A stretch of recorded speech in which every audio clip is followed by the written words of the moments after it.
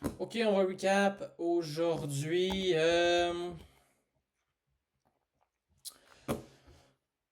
Donc, 11 février, mercredi 2026, on avait NFP à 8h30. Aujourd'hui, je n'ai pas pris de trade et Blake aussi. Blake il streamait, puis je vais même pas checker. Je m'en rappelle plus. Hier, il avait dit qu'il allait streamer this morning, puis j'ai fait ok, moi peut-être passer.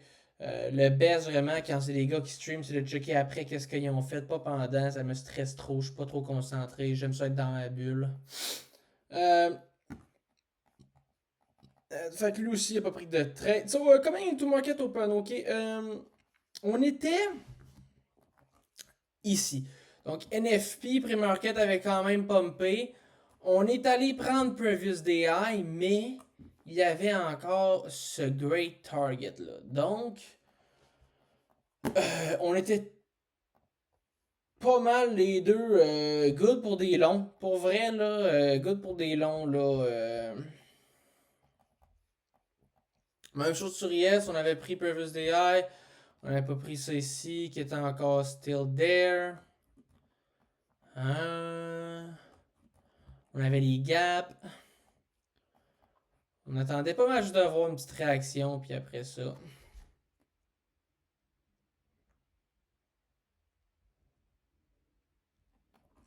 Bon. Là, Going to Market Open.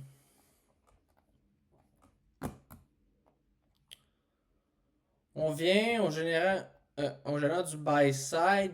Et puis on shut down. Alors là, on se dit, ok, ben écoute, on vient de hit le deuxième gap de 15 minutes.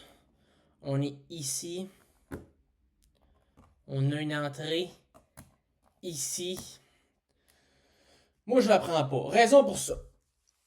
C'est que je savais que à 10 a.m. on allait ouvrir une candle et là je me dis comme ok check c'est tellement choppy on va ouvrir une heure gap je peux facilement voir le prix venir me manipuler puis après ça y aller.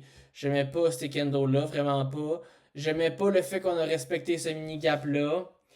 Euh, c'est ça. J'ai dit, damn, il y en a qui vont sûrement rentrer et qui vont se faire stop out. Blake a dit la même affaire puis il était content de voir le prix, boum, out et le monde. Lui, la raison qu'il a pas pris, c'est qu'il disait qu'ici c'était high resistance equity. Donc, de ce que j'en comprends, il était conscient qu'on était en buy, en buy model, puis que les highs sont low resistance equity. Mais ici, il disait, écoute, on a sweep, puis il y a juste des highs. Puis on resweep encore pré-market. Puis on commence à chopper ici. On a une entrée ici. Et c'est peut-être high resistance. Il voulait, dans le fond, qu'on crée encore de la liquidité. Qu'on vienne chercher un PO3, un AMD à 4 heures, à 10 heures. Qu'on aille chercher ce 1 hour là. Puis là, il serait down de long par après. Fait que je comprends ce qu'il veut dire. C'est très high resistance, fait qu'il veut qu'on crée de la LR.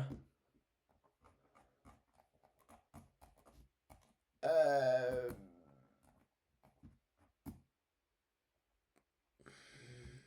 pour après ça, continuer, ben, aller manipuler puis distribuer pour continuer comme le trend.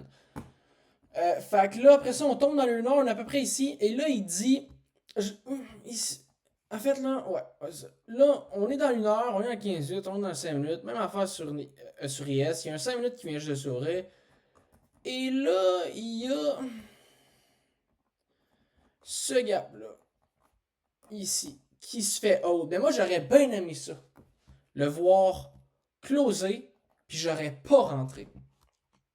J'aurais bien aimé ça, voir du monde se faire outer.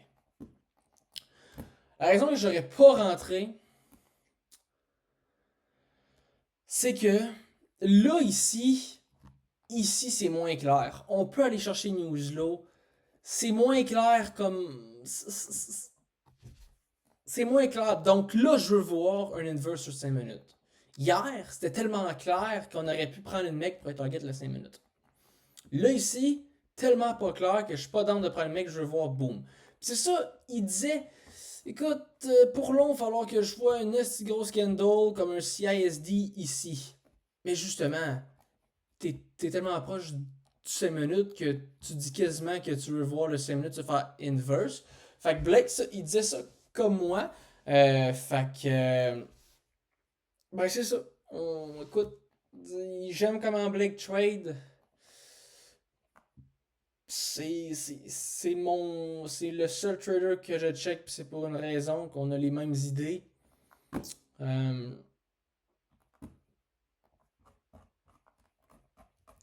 Donc, bon, finalement, on n'a pas l'inverse.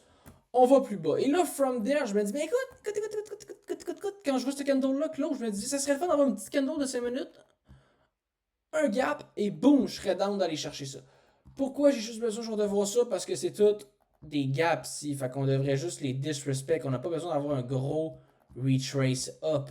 J'ai juste besoin d'un petit retrace up. Je rentre. Boum, j'ai un target news low. La LR qui est ici.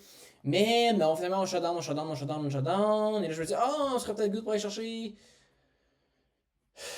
London Low finalement. Non, on shutdown. Fait que là, on vient ici. Et ici, boum, moi je me l'accorde. Pourquoi? Ben, c'est parce que impossible qu'on revienne en haut puis qu'on aille une continuation durant AM. Est-ce que je suis down de prendre une mec? Non. Non, ici je suis pas down de prendre une mec parce que c'est pas clear. Je prends une mec quand c'est vraiment clear. Ici, c'est malheureusement. Prendre une mec ici, t'es pas clear. Oui, t'es dans un 4 heures puis un 1 heure intermédiaire, mais check la structure, c'est nasty, big. Et aussi, durant qu'on était ici, on s'enlignait proche ici sur IS. Mais là, moi, je me disais, ben écoute, ain't no way big, on va faire une continuation towards here, là, c'est beaucoup trop bas, là. Fait que je me suis là encore. Mais là, je voyais Blake, et là, Blake disait, ah, ben écoute, peut-être. Il lookait pour une mec ici. Il lookait pour ça. Mais il était pas trop sûr. Mais là, il a vu le prix descendre. Puis il a dit, écoute, no mec. IS s'en vient trop proche d'ici. On tombe dans un bearish trend. Mais là, lui, il était quand même down de wait là, pour ça ici. Il disait, gars, écoute, il est 10h30, peut quand même se passer du stock. Je vais attendre qu'un 15 minutes se faire hit. Puis si je vois une réaction, moi le prendre parce que IS est ici. Puis c'est vrai que là, il est arrivé cette inversion-là. Mais là, il disait, écoute, non, moi je suis rendu bearish là. Je prends pas cette inversion-là. Là. Moi, je vais attendre que le gap de 15 minutes se fasse hit. Puis je vais voir si je peux trouver une réaction pour aller short. Fait que ben, je comprends. Je comprends totalement ce qu'il veut dire. Parce que ici. En fait, moi, pour ma part, là. En fait, moi, je suis pas bullish, puis je suis pas bearish. Lui, il est plus bullish ici, mais il est quand même bearish. Fait que la seule différence, c'est que moi, je suis plus bearish. En fait, moi, je suis plus rien, puis lui, il est bearish. La raison que moi, je suis pas bearish ici, là, c'est que. Ain't no way qu'on serait ainsi big. Ain't no way big. Check comment le market a fucking dumb. Genre, même si t'as une réaction ici dans 15 minutes, là, faut quand même que tu t'en vas chercher genre un bon 100 autres points, genre. J'étais pas fan. Mais là, Chris, on arrive dans le 5 minutes, dans le 15 minutes, on a quasiment une inversion. Il a failli rentrer ici, lui. Mais il l'a pas fait. Mais je peux quand même comprendre pourquoi il le prendrait, parce que IS est proche. C'est vrai. IS est quand même proche. Je peux comprendre. Nasdaq est bas par contre. Ouais, ici c'est mitigé si tu tombes en sell model ou pas. Clairement, t'es plus en buy model, fait que je comprends ça quand il a dit ça. Moi aussi, c'est pour ça que je me suis lock-out. J'ai peut-être été vite sur le lock-out, j'aurais peut-être été plus patient. Faut faire attention parce qu'un lock-out, tu peux vraiment plus l'enlever, hein. C'est terminé pour la journée, hein. Fait qu'il faut faire très attention. Surtout quand il est 10h15, 10h30, là, c'est peut-être pas le temps de se lock-out. Il peut quand même se passer de quoi, là. Fait qu'il faut faire attention, là. Mais finalement, pas d'entry. Ça aurait été le fun de voir l'entrée se présenter. J'aurais été très mad, mais j'aurais aimé ça quand même voir si le prix rentre ou pas ici. Dans le fond, il disait que lui, il voulait pas voir une réaction dans ces 5 minutes-là, ici ou ici, parce qu'il s'attend à quand même un plus gros retrace. Il dit on vient de prendre. Tu sais, ça fait du sens là. On vient de prendre un 4 heures intermediate. On est dans pas mal rien ici.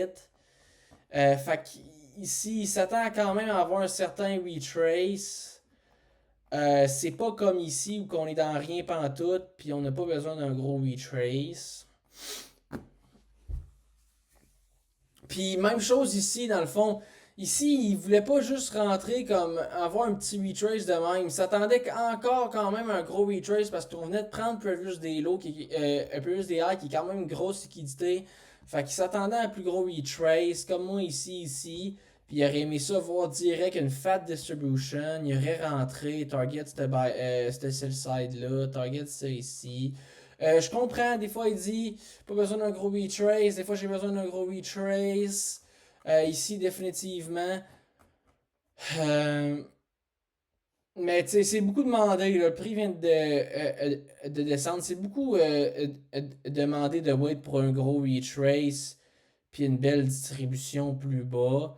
Puis c'est aussi bad de wait pour un petit move down, un petit move up, un petit retrace parce que non seulement t'es loin, mais aussi tu viens de sweep ça. En tout cas, bref. Mais il disait ça, faut pas être dans l'extrême non plus, puis il va être pour des trop gros retrace pour aller chercher par exemple ce gap-là. Là.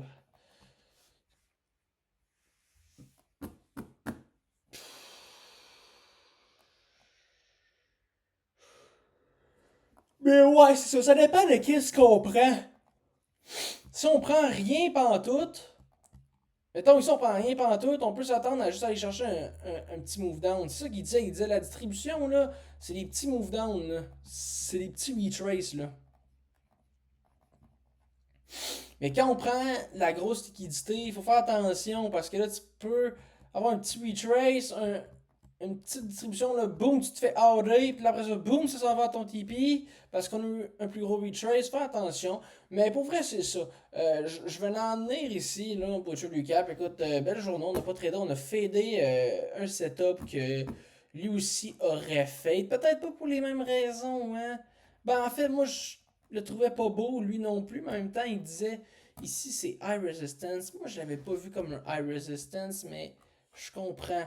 Dans le fond, ce qu'il aurait aimé voir, lui, c'est qu'on displace à travers Previous DI, qu'on displace, pas qu'on a une continuation, puis qu'on est capable d'aller chercher euh, cette belle liquidité-là.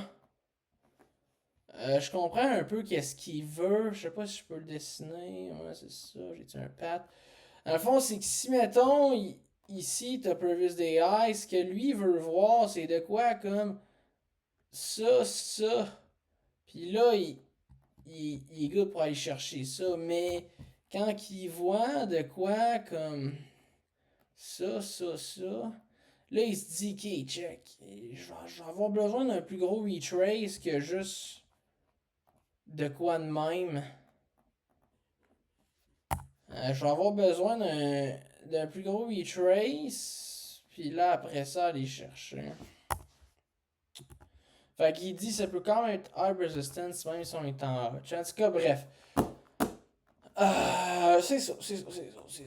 Nos trades. Puis là, on commence à chopper. Puis ça fait du sens, c'est qu'on commence à chopper. Mais pour vrai, si on peut avoir une belle structure qui se crée durant ce soir, être capable d'aller chercher les beaux petits longs ici demain, big. Surtout qu'on aurait respecté encore les gars de 4 heures ici.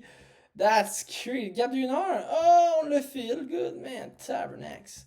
En tout cas, si on est capable d'aller chercher de quoi, là, une belle. Beau move down, là.